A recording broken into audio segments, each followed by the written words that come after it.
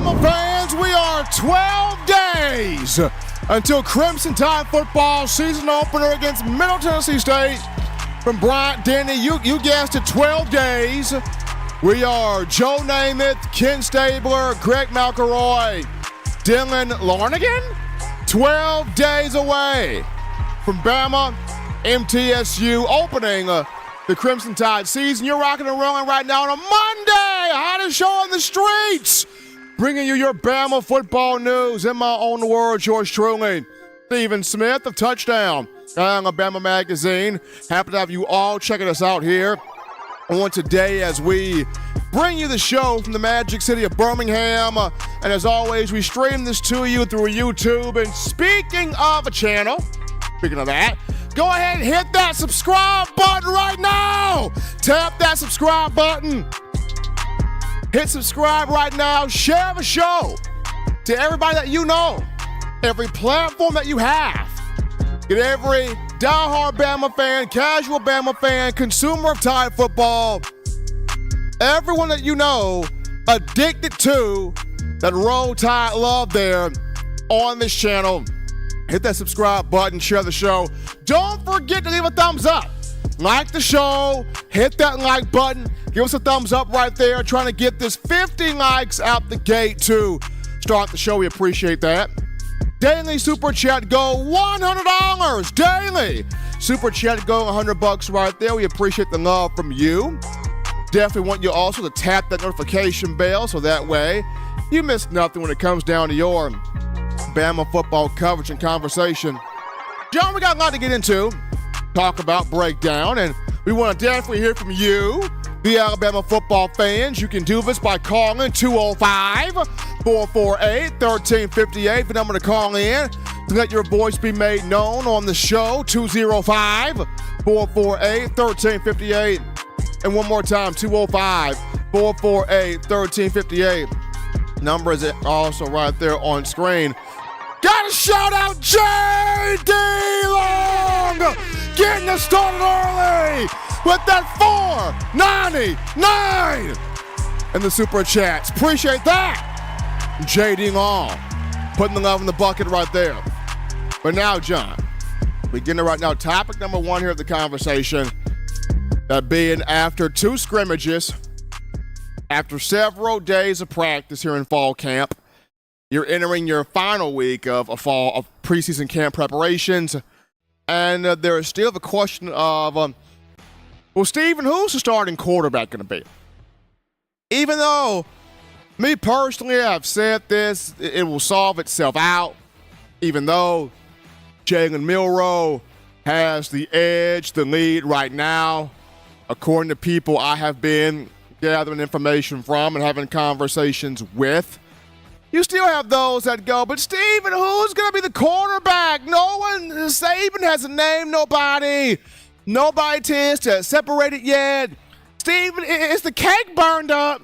If the cake burned up, Stephen, just tell us. If the cake burned up, I don't know why Nick Saban's holding on to this burned cake. Stephen, just let us know if the cake is burned up or not.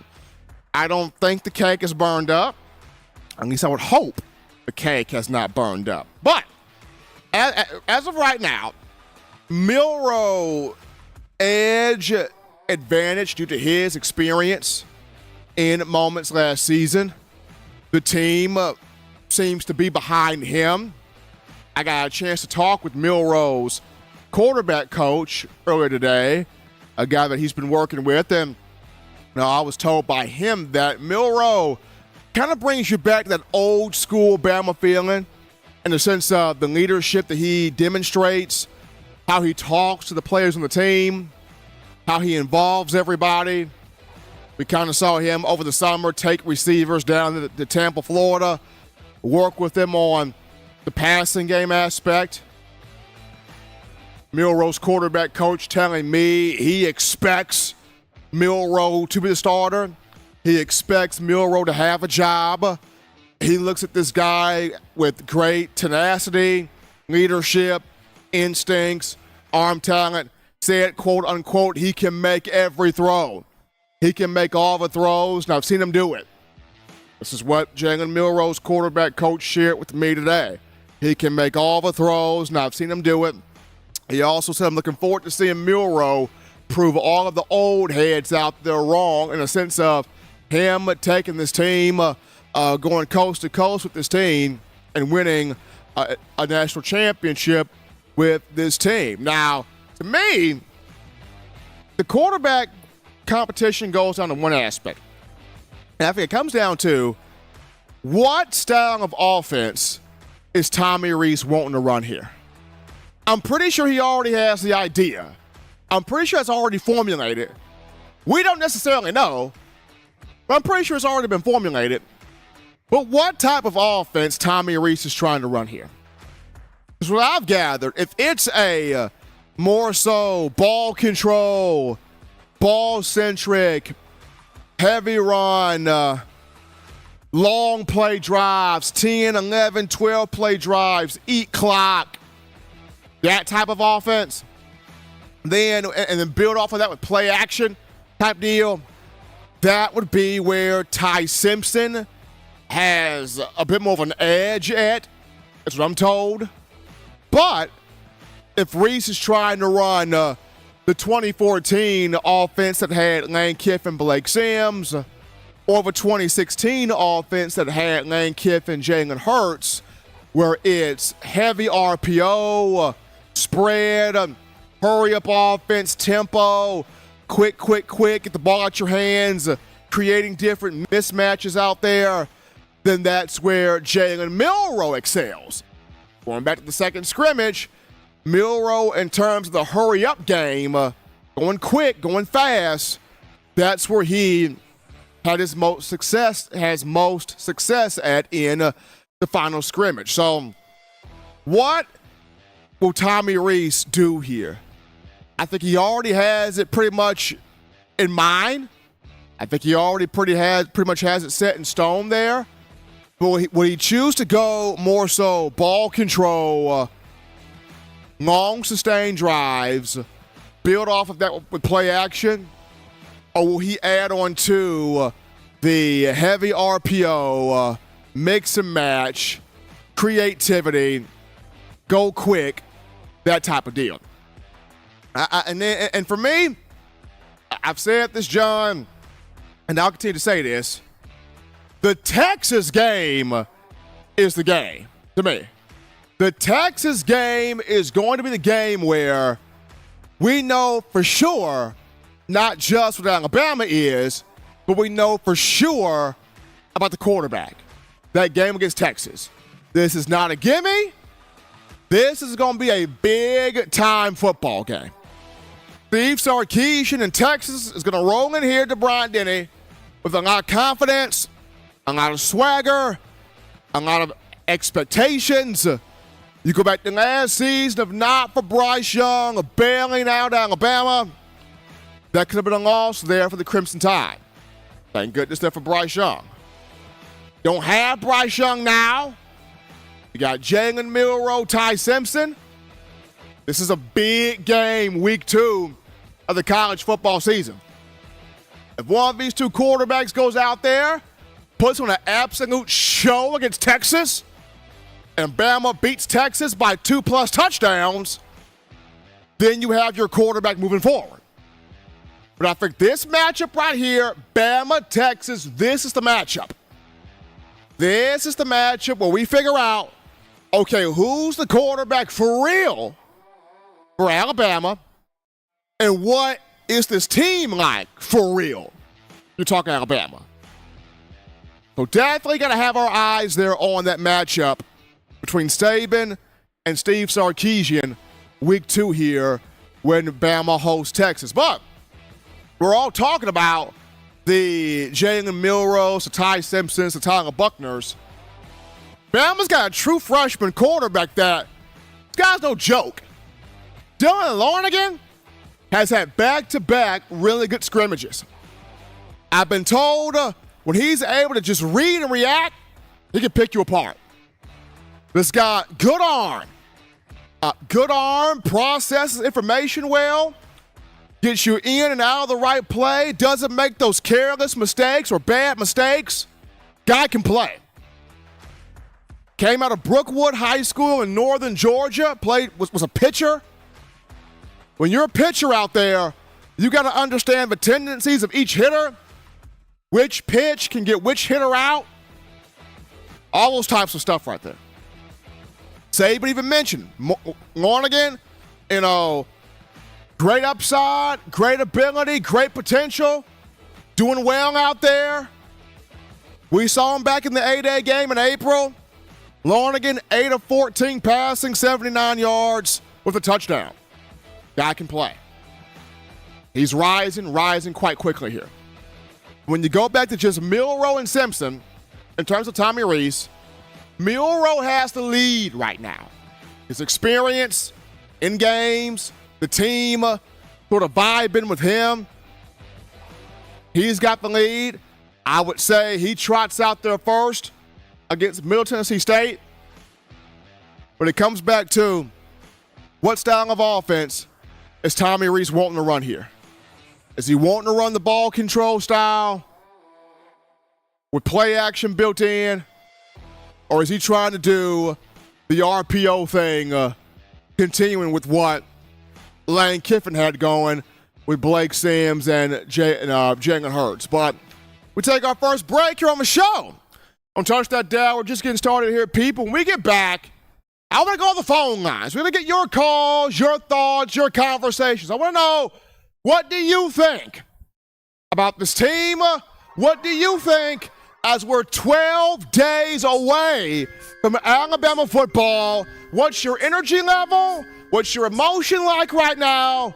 We'll get to you after this.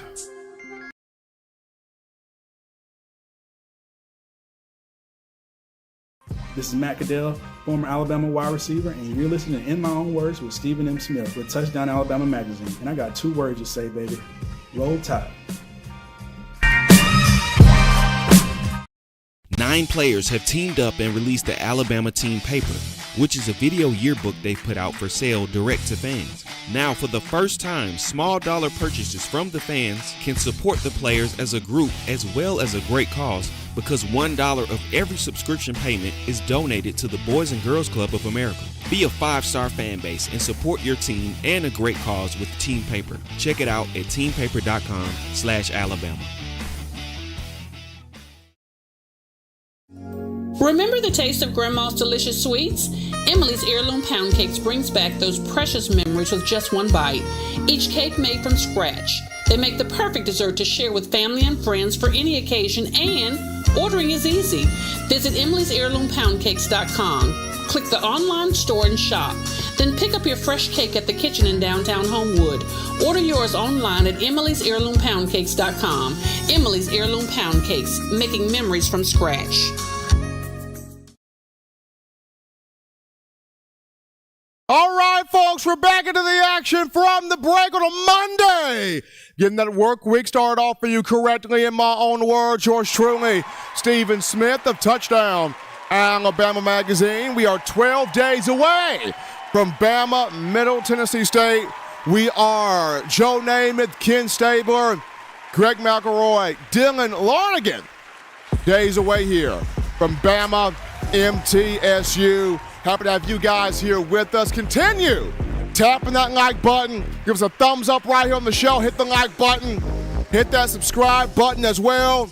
Make this your spot here for all things Bama football. We got some super chats rolling in. So how about Vincent Foster with that $10 donation? He putting that love in there, Vincent Foster.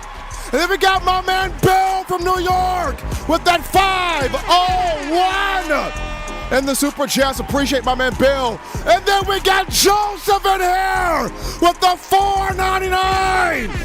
Dropping the love in the bucket there. Appreciate everybody donating, making this your show, your spot here to talk Bama football. Before we get to the calls right here, we got to give a shout out to our sponsor, BetterHelp, of this show, brought to you by BetterHelp. So, look at BetterHelp here. Sometimes in life we're faced with tough choices, and the path forward isn't always clear.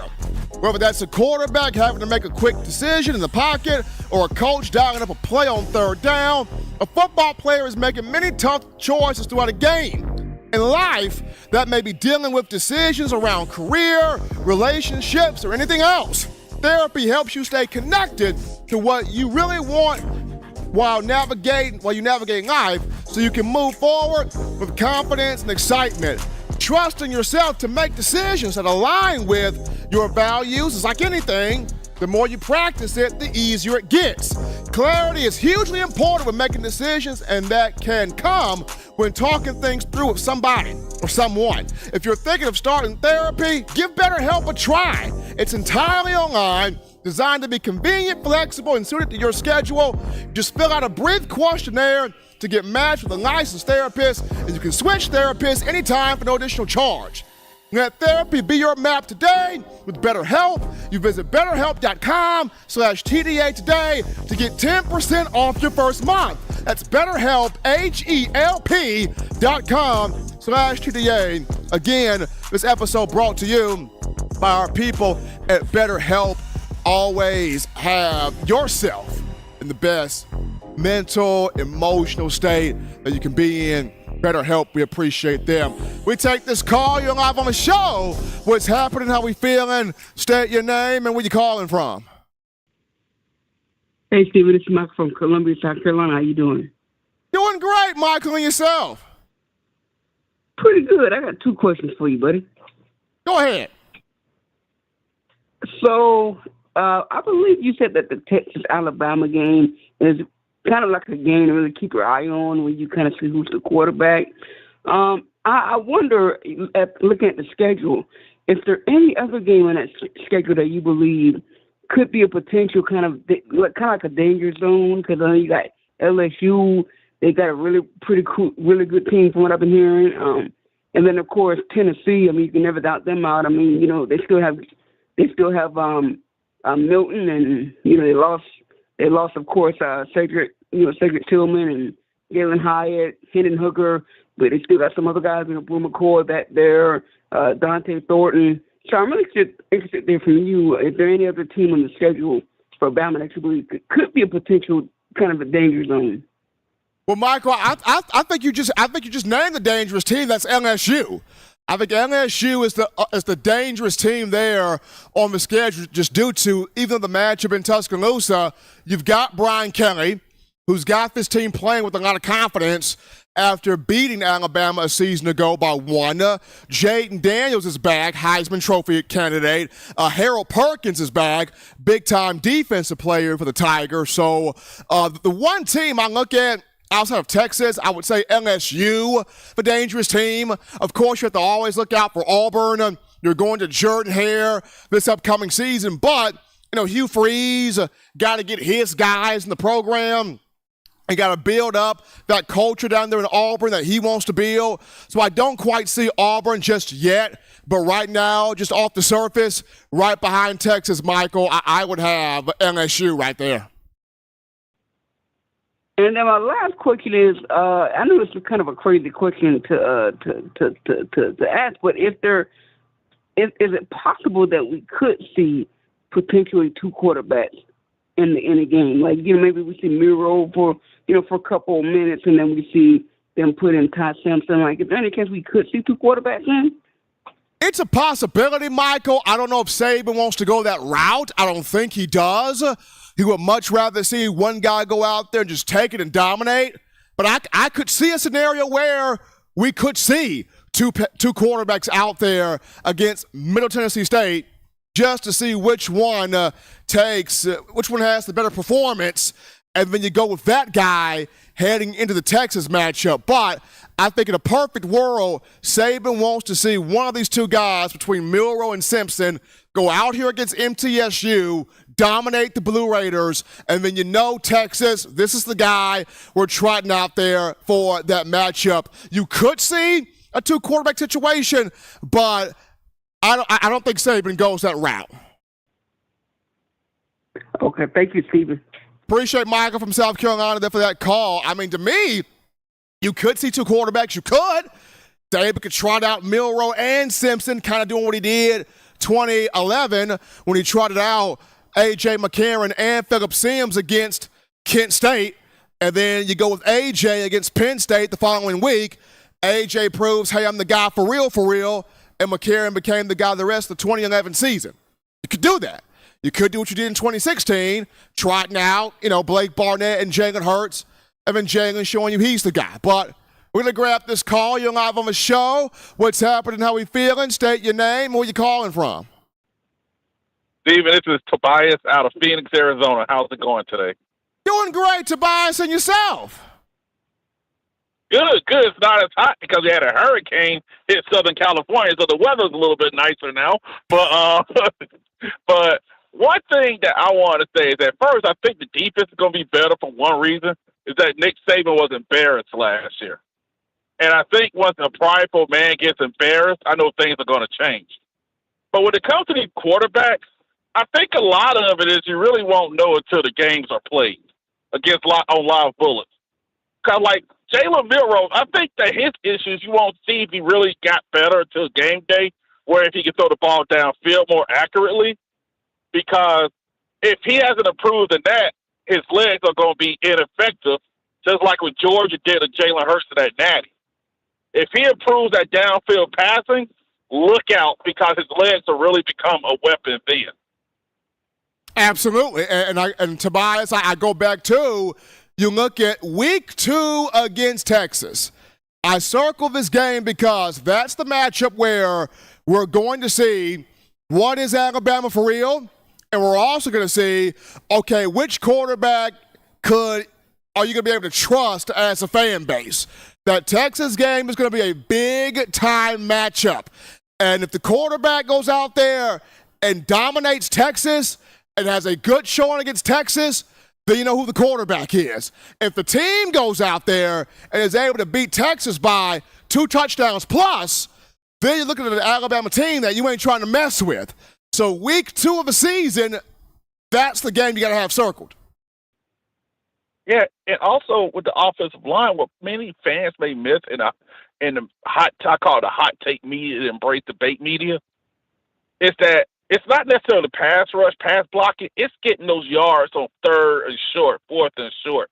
Look at how many times last year that Alabama couldn't get a yard on 3rd down. Even against Austin Peay, they couldn't get a yard on 3rd down when they knew it was running. And I think that's one thing. But last thing is, thanks for taking my call. I wonder if Dylan Lonergan, I know he's a freshman, if he's this good, and he's not, if these other guys aren't demonstrably better than him, how long can Saban keep him off the field because of development? Tobias, that's a good thought right there. And the way Dylan Lonergan's been playing here in preseason camp, I am not going to sit here and say that this guy is going to be like Tua Tagovailoa was in 2017. I'm not saying that. No way possible. I'm not saying that.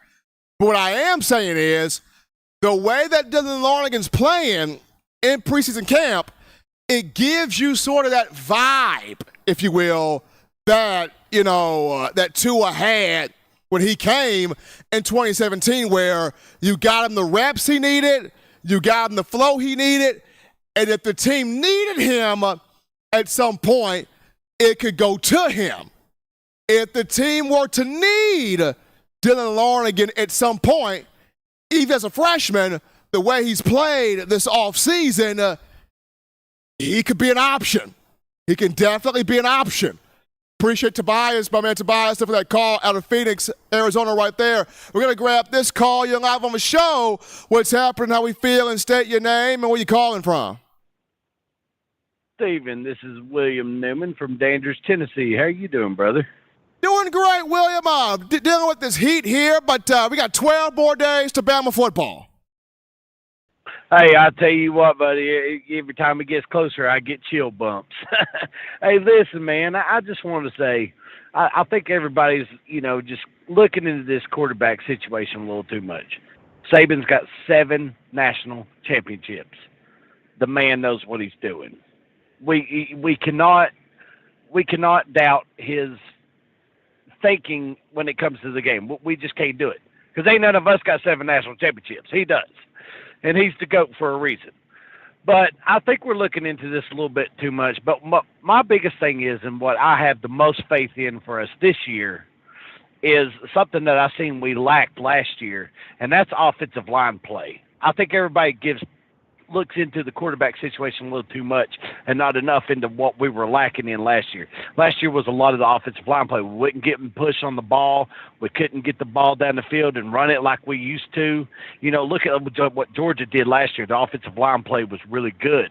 I mean, that's why they were able to run the ball. I mean, it ain't like Stetson Bennett was out there throwing 80-yard bombs constantly, making touchdowns left and right. I mean, a lot of that, your quarterback is always going to be as good as your offensive line.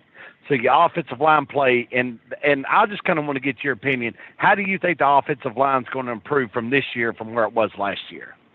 Well, I think it's already been a lot of improvement. I mean, the right side, you're looking at, Booker, Tyler Booker, and J.C. Latham. That's two angry men right there on the right side at right guard and right tackle. Seth McLaughlin as your center, he's back, mean, gritty, physical, aggressive. We all know these things about Seth McLaughlin. The left side of the offensive line is going to be fun because you got Darian Dalcourt who can play left guard. You got Terrence Ferguson who can play left guard. You got Elijah Pritchard who can play left tackle. You got the freshman Caden Proctor who can play there also. The left side of the offensive line is going to be fun to see who takes those two spots. But the offensive line right now already starting to look more so aggressive, gritty, physical than what it was last year. Well, good, and that's what we need, especially since Saban's wanting to go back to more of his roots, which, hey, it was working before. I don't know why you changed it, but it was working before, so go back to it and go back to what works. But, I want to know something. Let's go ahead and face facts. Milroe's going to get the first start, okay? I was kind of against it a little bit, but the more I listen to it and the more I watch, little clips and videos and things, he seems to have improved a lot. My question is, the thing that scares me is the fact that the way that Texas A&M last year was stacking 7-8 men in the box, and he was still just trying to run the ball. Are they going to give him more freedom and be able to really help him learn how to read? Okay, when you see these players do this, let's go over the top. Let's call some deep posts. When they're stacking boxes, everybody knows Milroe's fast and he can run, and he's a heck of an athlete. So we already know that. So I guess. Do you think that they really worked with him? Do you see improvement in him to where he can read a defense, be like, okay, this safety's doing this. They're bringing down players. They're going to try to stop the run. Let's audible out. Do you think they're going to give him more freedom to call the plays from the line like a quarterback should? I think they will. I think they will, William. I think that goes back to Tommy Rees and those meetings between Jalen Milroe and Tommy Rees.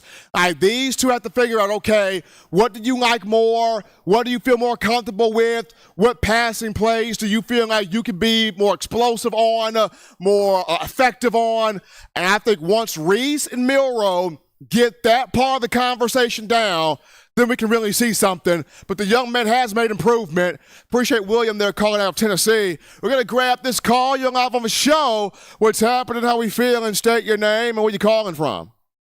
Hi, Stephen. Bill from New York. Couldn't be much happier, I mean, Bill, man, I'm happy, brother, to have you in here. We are now 12 days, bro. 12. Oh, yeah. Check it out. Diana, yesterday she was telling me, football season's coming. I'm not going to see you so much and this and that. I might have to figure out something. I said, I understand, you know what I mean? So a couple hours later, she said to me, let's go to an Alabama game this year. Stephen, 2 hours later, I had a hotel. I had airline tickets. I had game tickets. I called my man, the Godfather. He helped me out, gave me some information. I'm ready to fulfill a lifelong dream. Please. I can't wait.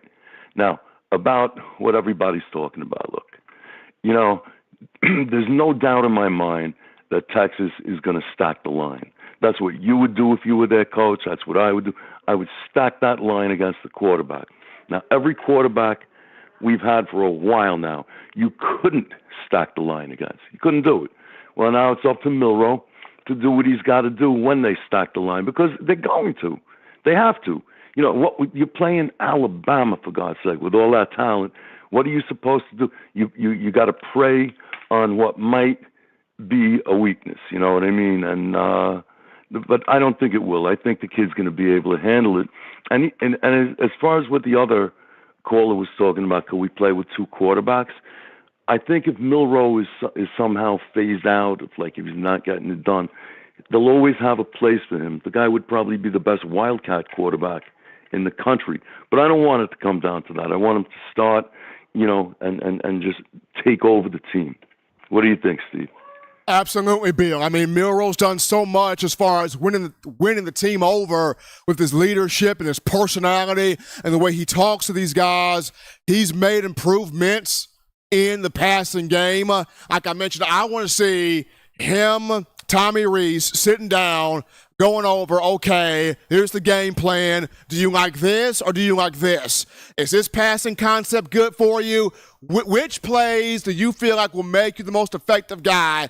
We're going to get these plays in and really truly help you in this in this passing offense. But I like his confidence. I like what he brings to the table. Appreciate my man Bill from New York calling into the show here on a Monday. We're going to grab this call. You're live on the show.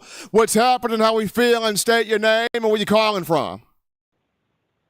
Yes, Stephen. This is Alan X from Alexander City, Alabama. How you doing, man? Doing great, man. We're dealing with this thing called the sun, but 12 more days to football. Yes, sir. 12 more days.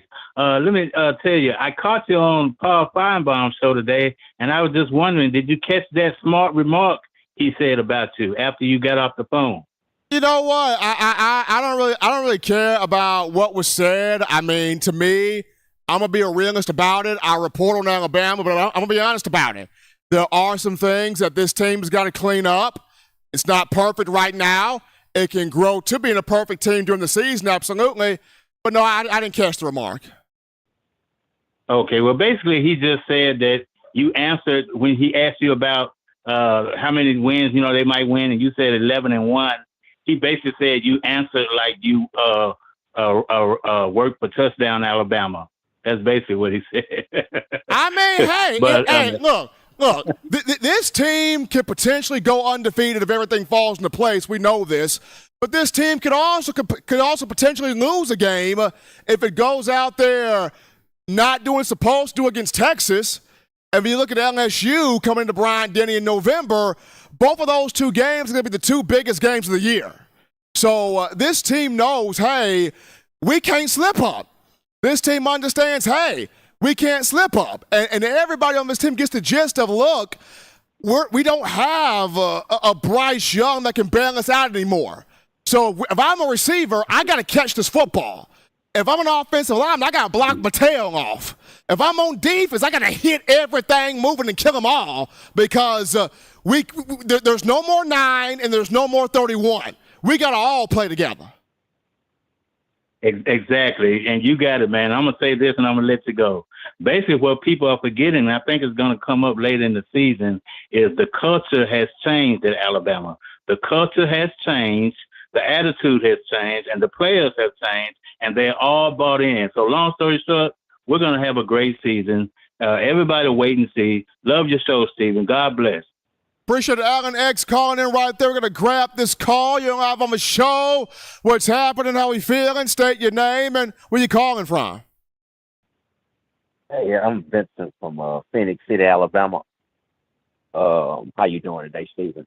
Doing great, Vincent. Can't complain here. I know we're all dealing with this heat, the sun, but we are 12 more days away from Bama football, so that makes you feel happy.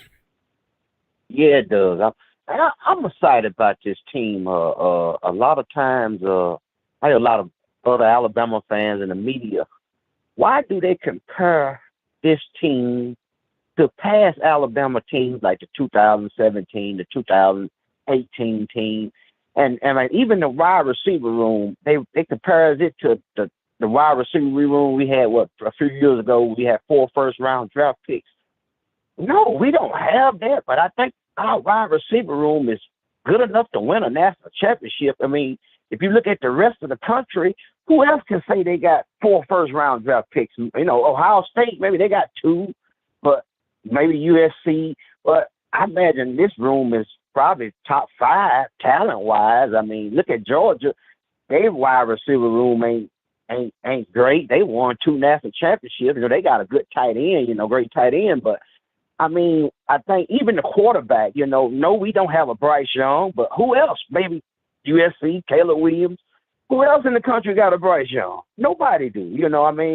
So I think this team is good enough. I mean, we're gonna go back to running the football anyway.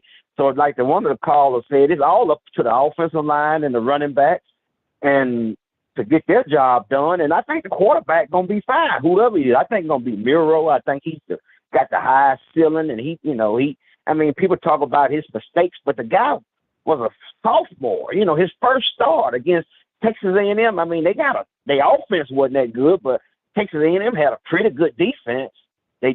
People don't realize their defense was the number 1 defense in the nation for his passing, and he did an okay job. He had a couple of turnovers he got to clean up, but get a kid a chance, man. That was his first start. And that's all I got to say. Thanks, Steven. Appreciate Vincent calling in there from Phoenix City. A lot of excitement build up to this season. You're 12 days. I mean, what is your pulse right now, Bama Nation? 12 days. We're going to take this call. You're live on the show. What's happening? How we feeling? State your name. Where you calling from?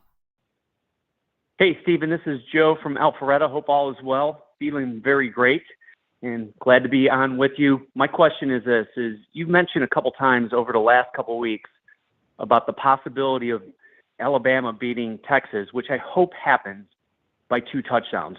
What makes you feel that way, that's a possibility? What makes me feel that way that's a possibility? I look at this. So, number one, I think Alabama's defense this year much better than what it was a season ago and for the last few years. Kevin Steele has come in here. He's baptized a lot of these players into getting back to being aggressive, dominant, physical football players. So the defense is going to be much better. Offensively, regardless of who the quarterback is, whether it's Milroe, whether it's Simpson against Texas, I think Tommy Rees is going to have a game plan to where he can score and at the same time keep Texas's offense on the sideline for as much as he possibly can. So I feel like those 2 things are going to be huge. And I also say this. I think against Texas, Joe, keep an eye on Alabama's special teams. I think that aspect of the game may play a huge role against Texas. Okay. Thank you, Stephen. And just a couple points. I think a lot of people were on Milroe about the turnovers versus Texas A&M, and I could be wrong. I was at the game, but I thought it was more fumbles than interceptions, which I think are more controllable. And then the last thing is, what are your thoughts on the depth of Alabama's defensive line? All right, now, going back to Milroe, it was more fumbles and interceptions. And with the fumbles, what he has worked on is not having the ball loose, keeping the ball high and tight, keeping it attached to your body, having both hands on the ball. That's what Coach Saban has been making sure Milroe has that strong gist of, which he does. On the defensive line, there's depth there. The issue with the defensive line is you don't have that one alpha male in a room full of dudes that you had in years past. Like you've had that alpha male, whether it was a Marcel Darius, a Sean Robinson, a Jaron Reed, a Jonathan Allen, a Daron Payne, a Quinnen Williams, recently a Christian Barmore. You had that alpha male that he stepped out the bus. You're like, that's the guy. That's the dude right there. You don't necessarily have that guy on this defensive line, but you do have a collection of talented pieces. Can you win with just talented pieces and no alpha male? You can, but you're going to have to really coach that group up right, getting the maximum effort out of them, and that's what Freddie Roach has to do this season. Appreciate Joe for that call. We're going to grab this call. You're live on the show. What's happening? How we feeling? State your name and where you calling from. Steve, what's poppin', man? This is Joby, running the table Sports TV, Los Angeles, California. Joby, what's going on, man? I mean, we're dealing with, sun, the heat and whatnot, but 12 days until Bama football. So, I mean, what is your pulse right now? Yeah, man, I'm super excited, man. I'm super excited. It's a couple things. The whole quarterback situation, man. We said it from day one. Milroe got it, man. It really doesn't matter, him or Ty Simpson. Whoever get it, like you just said, the defense collectively, they some dogs, man. And that old line we got with Dalcourt, Latham, McLaughlin, the young, the Caden Park, the guy, man, we good, man. We good. Everybody needs to just calm down, and we good to go. And I know everybody keeps talking about the freshman, the Larnigan dude, but I'm going to say this and I'm gone. Keep your eyes out for Julian Sayin. That's coming next year. He's an absolute dog. I saw his high school game last night out here. The boy's the truth, man. I think he's going to be day one starter as a freshman when he hit Bama. That's all I'm saying is roll tide, and good talking to you, Steve. Appreciate Joey calling in from L.A. over there in Big California. Gonna be excited when Julian Sayin comes in here. Hopefully, we can get that letter of intent. Well, Bama can get that letter of intent signed by him. We're going to take this call here. You're live on the show. What's happening? How we feeling? State your name and where you calling from. Hello, Steve. It's JD Long, man. How you doing? JD, man, I can't complain here, brother. We got about 12 days until Bama football. We're all dealing with this yellow thing in the sky, the sun. We going to be okay, though. All right, I'm trying to tell you. Hey, first off, man, congratulations, man. I heard you on the Fine Bomb show today, man. You did a great job, man. You was man, you know, JD, we just try to keep it real. We try to keep it honest as best as we possibly can. I mean, we're not out there at practice, but from what we can gather, we do the best we can. No, you did great. You always represent. Like I've been saying, man, you know, I've been following your show about 2 years now. I've been telling everybody Milroe is going to get that job. Yeah, I might think I'm sound crazy. Milroe going to win the Heisman. I'm telling you. The guy locked in, man. People just got to give that man a chance. He wasn't ready last year, and he got through to the wire. We got a whole different offensive coordinator, a whole different team. So I think, man, we didn't just stand behind Milroe. Look, I feel like Saban gave every quarterback a chance. He made it fair based on what I'm reading and what I'm watching and how y'all reporting it. He seems like he's making it fair. Ain't no excuses. Bama fans, face reality, pull behind Milroe and cheer on Bama, man. Like, quit all this foolishness, man. Like, if Saban, 7 national championship coach, is choosing Milroe, let's ride with Milroe, man. I want all the quarterbacks to do well. But let's ride with the starter, man. It ain't about all that. Like, don't get me wrong. I like all the quarterback room, but, man, that's how with Dylan Lonergan, man. He a good quarterback, but he gonna get his time. Let's ride behind Milroe, you know, and let's just ride, man. Let's get this dub, man. And also, what's the update on Blackshaw, man? Is he in the rotation?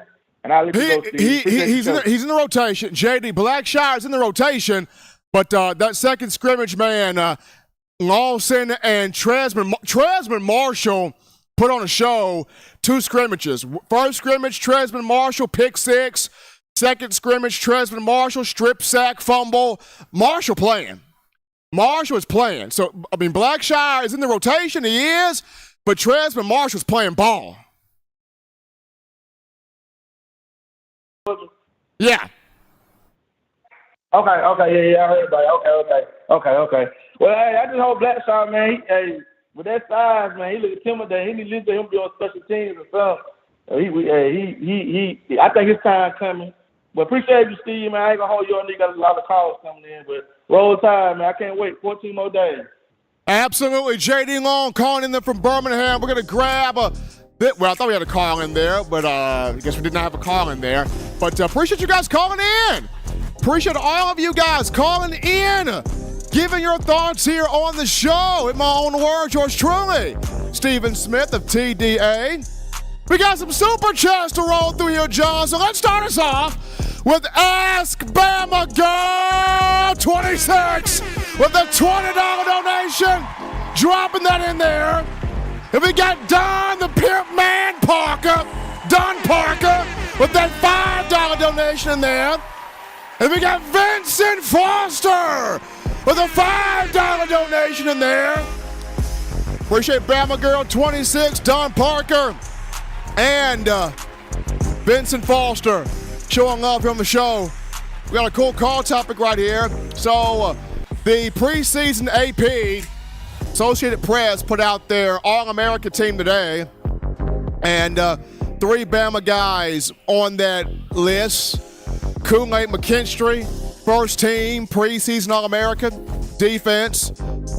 J.C. Latham, preseason second team, All-America for the offensive line.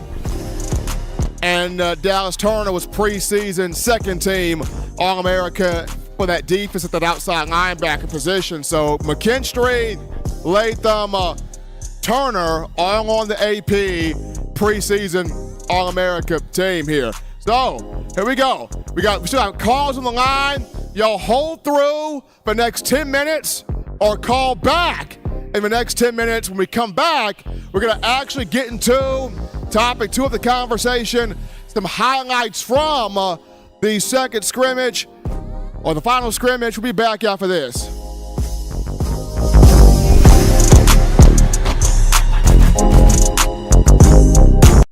What's up, Bama Nation? This is Rudy Griffin, former Alabama defensive lineman, and you're listening to my guy, Stephen M. Smith, in my own words, brought to you by Touchdown Alabama Magazine. Roll Tide, roll!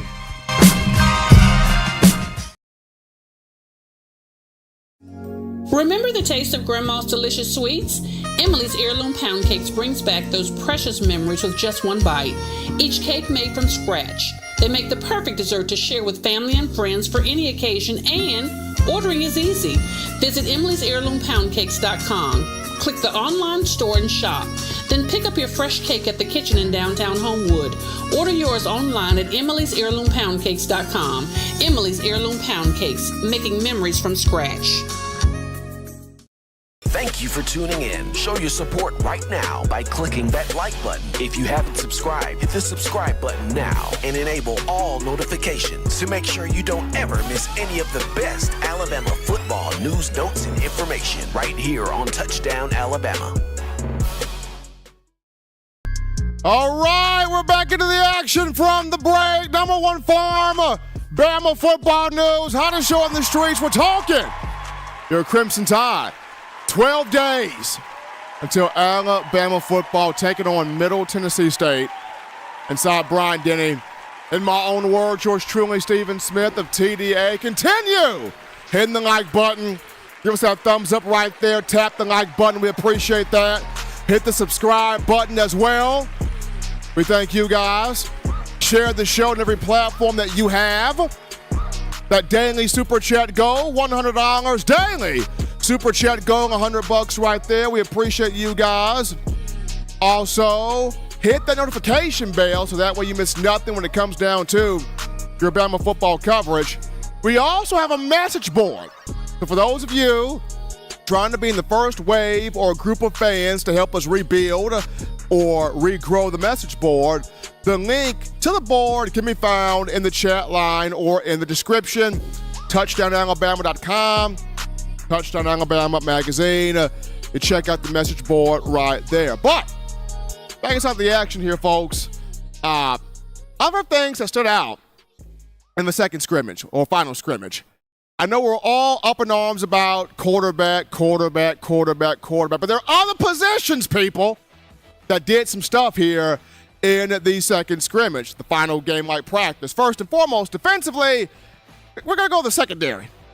The entire secondary showed out at Bryant-Denny. Caleb Downs, I was told, real deal. This guy jumped several routes in the final game-like practice. Jumped several routes, made a lot of plays, kind of Minkah Fitzpatrick-esque. Is Caleb Downs. Got a great relationship with Clinton Dix, learning some things from him, former Alabama All-American safety that's on the coaching staff as the director of player development. But Caleb Downs jumped several routes in the final scrimmage. Played really well against the wide receivers. And I just look at him as one of two starting safeties. Whether he's a free safety or a strong safety, doesn't matter. I just look at Caleb Downs as one of two starting safeties. He's number one. Number two here, that stood out to me, we're going to look at the linebacker position, and we're going to go to Tresman Marshall, the transfer from Georgia. Tresman Marshall, big scrimmage for him. He had strip sack, fumble, big play. He and Deontay Lawson ran that second scrimmage. D-Law had some big plays also. He was solid. But Tresman Marshall, back-to-back game-like practices.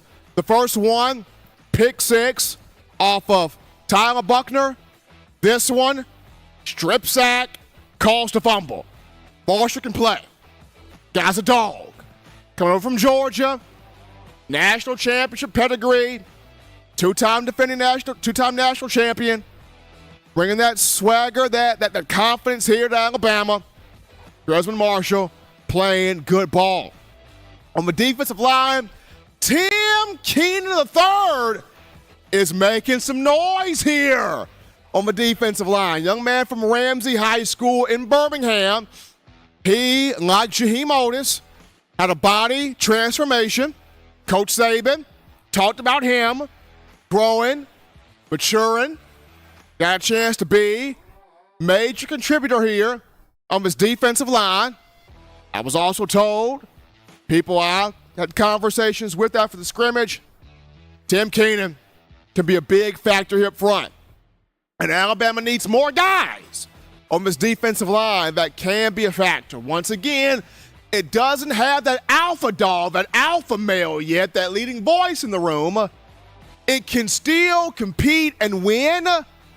Without that, can that alpha male grow throughout the season? It can. Wouldn't put it past it.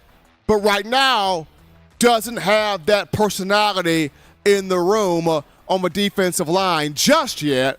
But Tim Keenan, very good scrimmage there over the weekend. So now we flip this to the offensive side of the ball.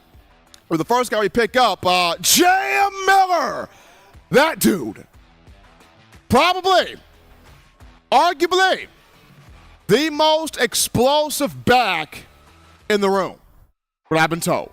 This guy running by people, running over people, running through people, contact balance, speed, vision, toughness. Guy's a playmaker. We saw him last year. 233 yards rushing, 2 touchdowns. What do you average? 6.7 yards per carry. A lot of us were like, why isn't he playing more? And yes, Jace McClellan, big time. Yes, Rodell Williams, excelling in pass protection in the short yardage game. Yes, Richard Young, incredibly athletic, incredibly talented, behind the other guys because some unruly and trying to get the gist of what he's being asked to do. We did not see Justice Haynes in this scrimmage, dealing with a quad contusion, according to Coach Saban. But Jalen Milroe, arguably right now, most explosive back on the roster. He's a home run hitter. Keep your eyes on that young man moving forward. That's Jalen Milroe there. Continuing on here with the offensive line. The offensive line is interesting because the right side of the offensive line was still Tyler Booker, J.C. Latham, right guard, right tackle. Seth McLaughlin, still your center. The left side of the offensive line is Saban and Eric Wolf continue to mix and match and get the most consistent, physically imposing five on the field. The left side, you had Darian Dalcourt at left guard, Elijah Pritchett left tackle, and that was the most steady group in the final scrimmage. That was the two that helped Alabama create, chunk yardage plays. Now, this will not be the final set in stone offensive line. It will not be. I still feel like Coach Saban still wants to put one more finishing kind of look together. I know you as Bama fans, no offense there to Darian Dalcourt. He's got experience. But I think Terrence Ferguson gives you more upside there as an offensive guard.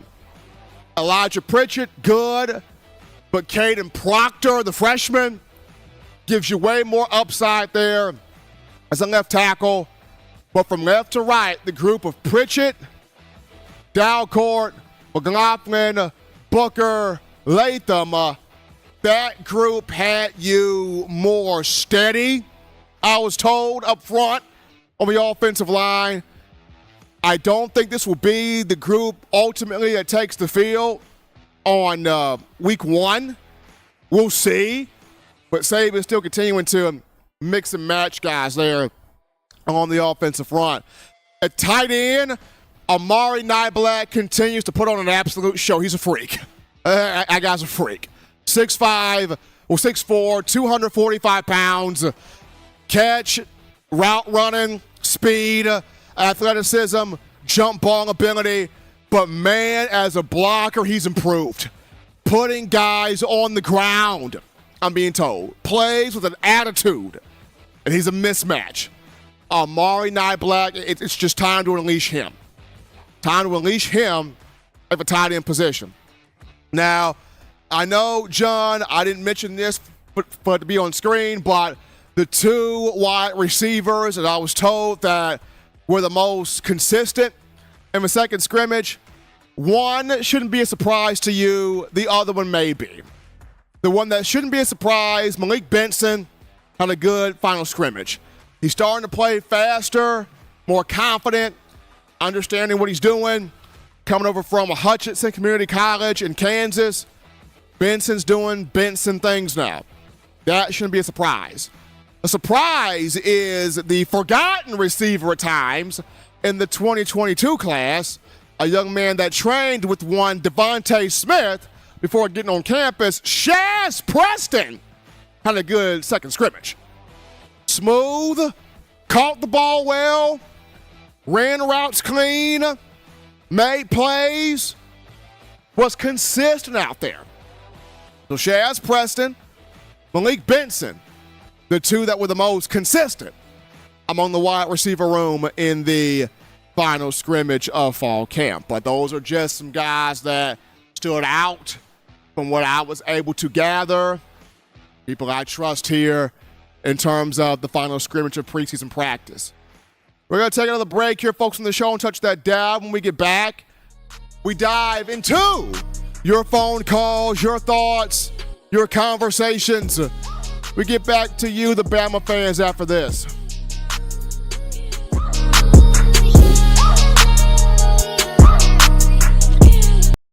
What's up, ladies and gentlemen? This is Marvin Constant, All-SEC linebacker and 1999 SEC champion. You are listening to In My Own Words, brought to you by Touchdown Alabama Magazine. Roll Tide. Every sports fan deserves the proper representation. Whitwell Sports introduces to you the Title Towel. Wave that Title Towel in the air like you just don't care. In support of Nick Saban and the Alabama Crimson Tide. Only $9.99 and it lasts a lifetime. Head on over to whitwellsports.com and get your Title Towel today.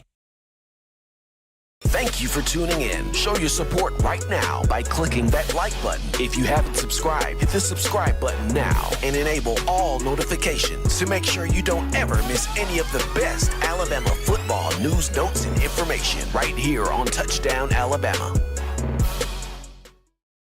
All right, people, we're back rocking and rolling to the action from the break on a Monday.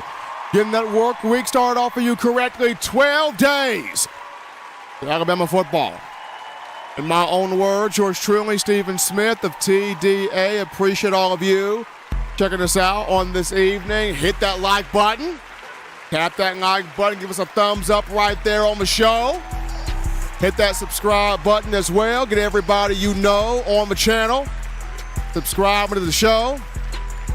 We got more super chats. Here we go. DJ Webb on the track with the $10 donation helping us out right there. And then we got Eddie Rhodes with the $20 donation showing love. DJ Webb, Eddie Rhodes helping us out there. We go to the phone lines to grab your calls.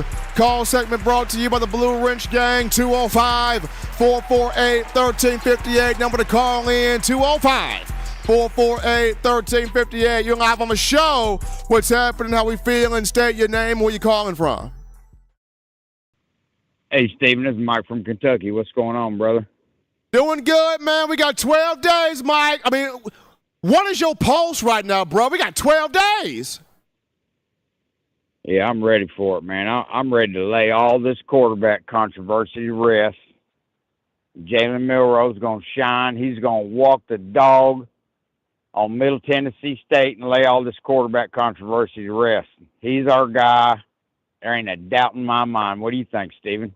I'm ready for Milroe. I spoke with his quarterback coach earlier today. A lot of great things about this young man. He has the leadership in the locker room. He's got the personality. He's made the improvements. I'm ready to see him. I am ready to see him in this offense. I can't wait. I mean, you got 12 days. My pulse is kind of everywhere right now, but I'm ready to see him. Yeah, but people think they're going to just stack the box and shut him down. You don't think he can't throw the ball downfield? Check out some of his high school tape. He could sling a ball 60 yards in high school, bro, with accuracy. You know, he just had a little bit of a hiccup, and you know how Bama fans are. They overreact to everything. Had a couple hiccups in his first start against A&M.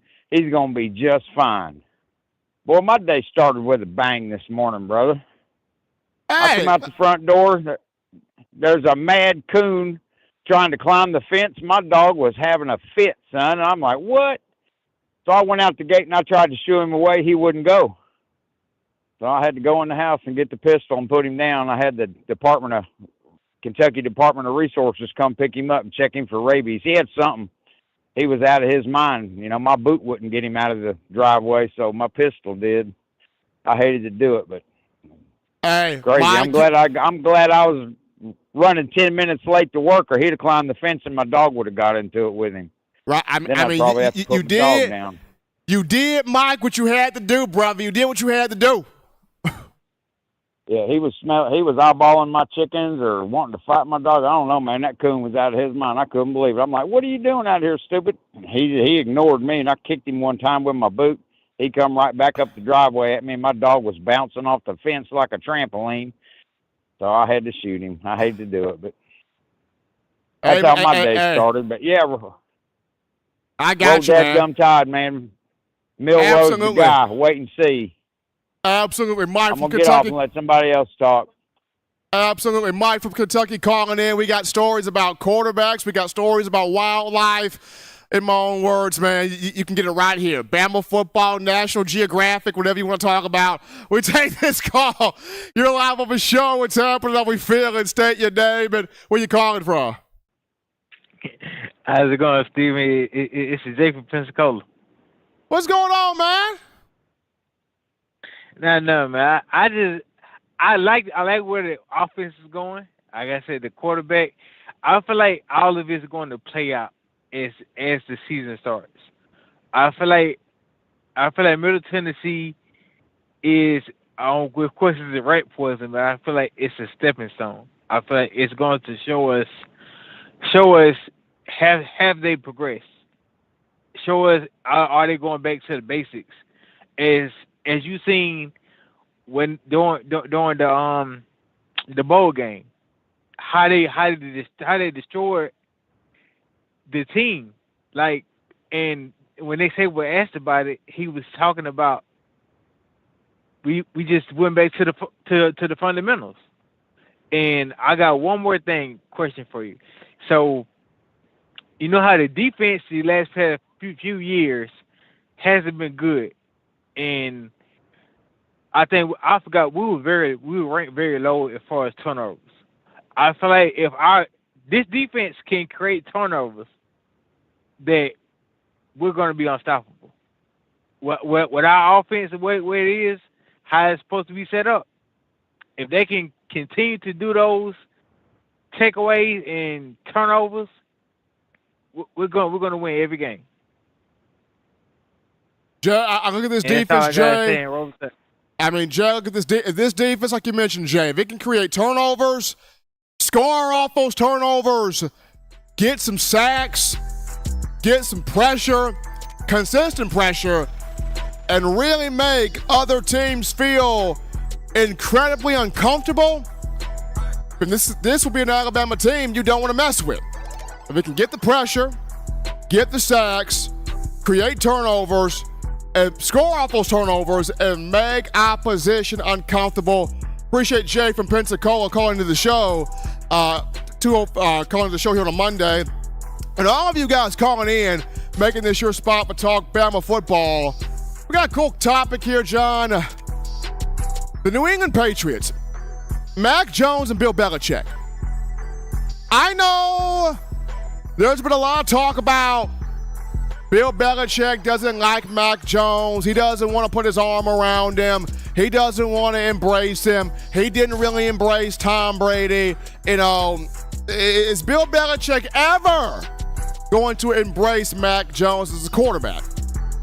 Well, today, Bill Belichick, in an interview with WEEI out of Boston this morning, praised Mac Jones. Talked about his offseason work, his attention to detail, his work, his bulking up his body, his film study, leadership. Bill Belichick spoke on all of these things in an interview this morning. So I'm like, okay, he may not physically put his arm around Mac Jones. We know that Bill Belichick is not the most emotional person in the world. He may not put his arm physically around Mac Jones, but this is the start. This is the start for Belichick. At least he's talking positive about Mac. At least he's going on live air and talking about the offseason work, the leadership, the effort that Jones is putting in, the camaraderie that Jones has built with this team. At the very least, Bill Belichick's doing that. Maybe at some point down the road, he'll put his arm around Mac. Not now, but some point down the road. But at least we're seeing good conversation about Jones coming from Belichick. That's a good start. We take our final break here on the show. We get back. We wrap this thing up by discussing my two concerns about this Alabama team that got to be in order this season. I'll discuss it after this.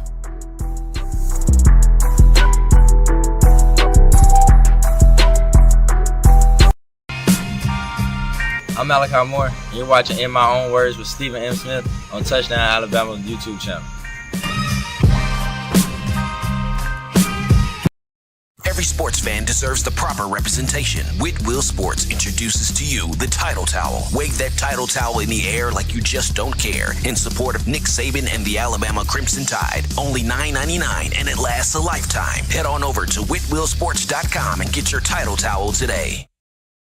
Thank you for tuning in. Show your support right now by clicking that like button. If you haven't subscribed, hit the subscribe button now and enable all notifications to make sure you don't ever miss any of the best Alabama football news, notes, and information right here on Touchdown Alabama.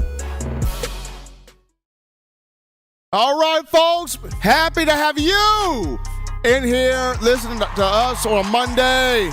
In my own words, yours truly, Stephen Smith of TDA. Appreciate all the phone calls, all the chats, donations, conversations, the energy we've had today. We're 12 days from Bama football. Can you feel the vibe?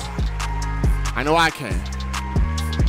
I can feel the heat too, but definitely the vibe. But final topic of conversation here, John Ivory, and this is on The two aspects for Alabama that I'm a little concerned about that need to be in order this season, and that's the defensive line and the wide receiver room.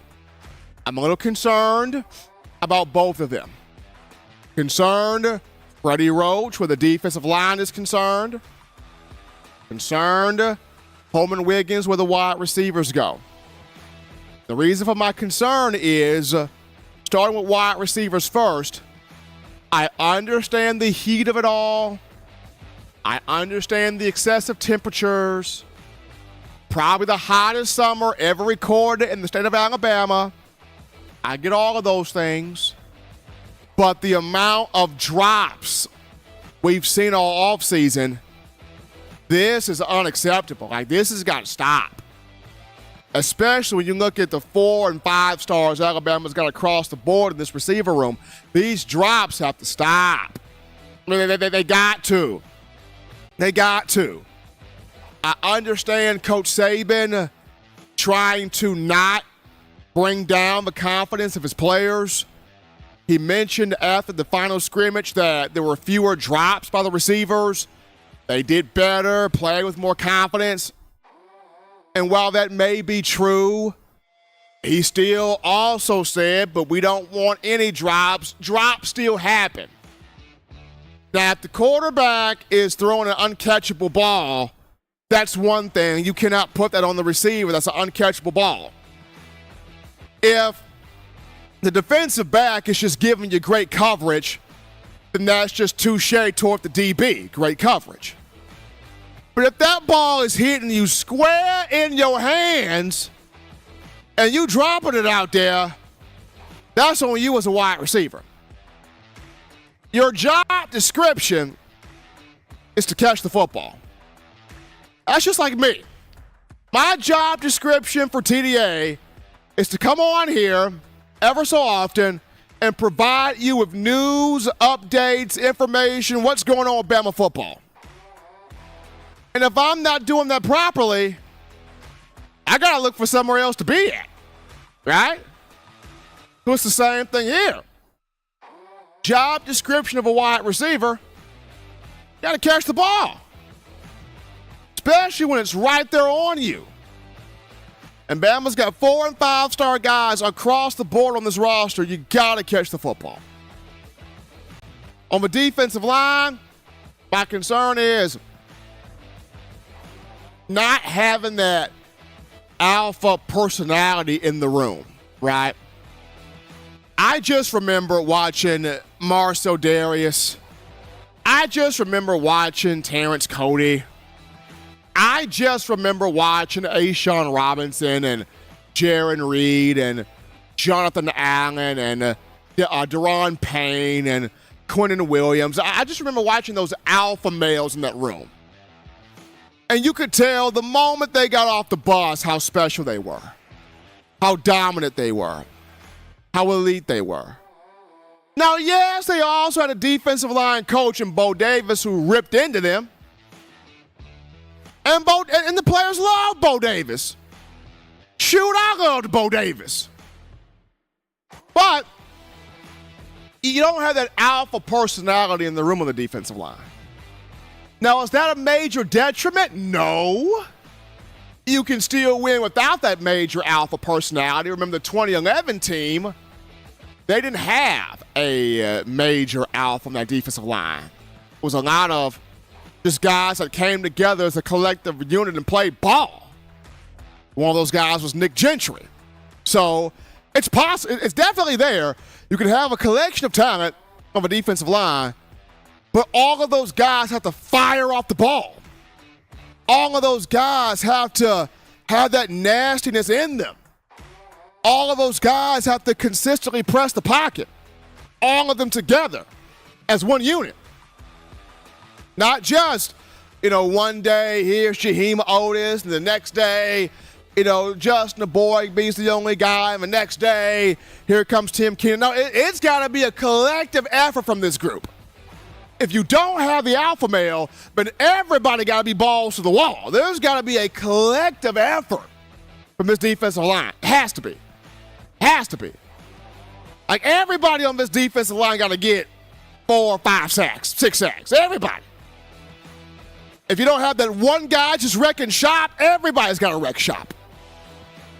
Because that's what makes the job easier for your inside linebackers, your outside linebackers, and your secondary when you have the defensive line, the guys in those trenches making plays. I go back to last season, Alabama's defensive line didn't get that consistent push. They weren't consistently resetting the offensive line. I mean, there were games where it was 3rd and 3, 3rd and 4 for the opposition. Bama didn't get no push. Opposition's getting the first down. I look at the Tennessee game. There were several 3rd downs in that game. Hendon Hooker had plenty of time in the pocket to go find Jalen Hyatt. Like, bro, what's up? You cannot have that. Gotta push the pocket. Even if you don't have that one major playmaker, you gotta have everybody all in. So that's my concern right now.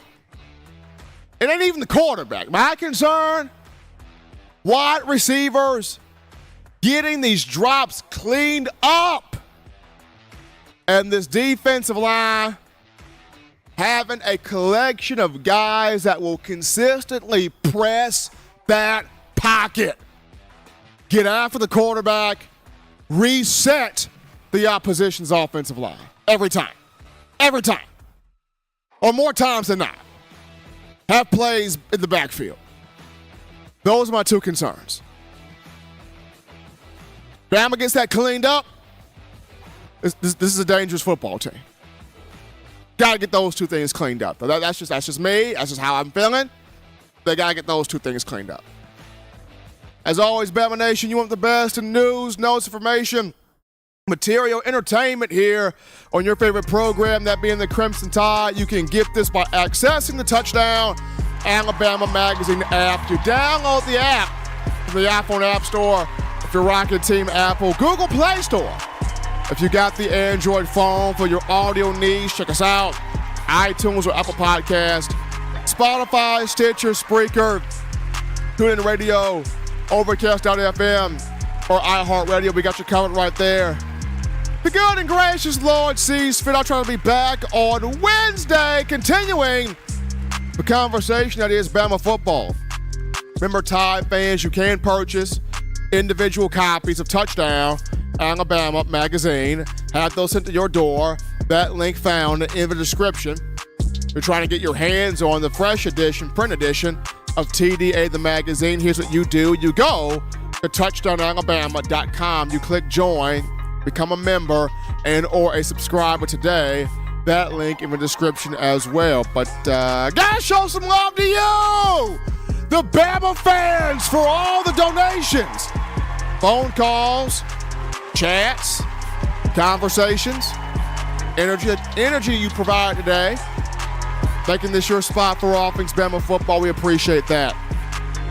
Gotta show some love to my man John Ivory, handling that business. John Ivory doing his thing back here. As always, folks, husbands love your wives. Wives appreciate, value those husbands. Children continue doing the right thing, fun thing, smart thing, good thing, legitimate thing to not be bored and getting that schoolwork in, school in session at the moment, right now. Get yourself those 3 hearty meals a day, those 3 great laughs a day. You protect yourself. You protect the loved ones around you. Till next time, folks, I'm your man Stephen Smith, and you've been listening to In My Own Words.